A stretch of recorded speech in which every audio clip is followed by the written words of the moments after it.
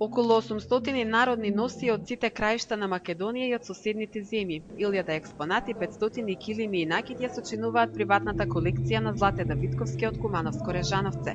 Етнографската збирка од носиите и домашните ракотворби е резултат на 40 годишниот ангажман на Давидковски во зачувување на вредните експонати од нашето богато културно наследство, рече министерката за култура Елизабета Канчевска-Милевска при отворањето на поставката во етноцентарот. Има уште многу што да се презентира, така да и овој процес понатака ќе продолжи, се со цел, значи, сето она што е вредно како колекција да биде средено и да биде изложено.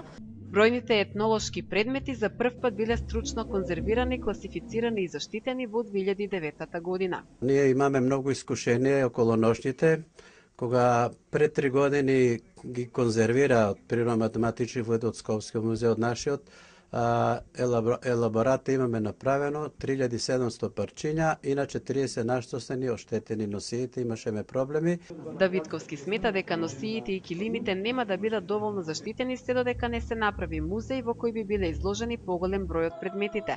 Канчевска рече дека Министерството веќе издвоило средства за изработка на елаборат за валоризација на предметите, а за изградба на музеј потребно е да се изготви проект и да се аплицира.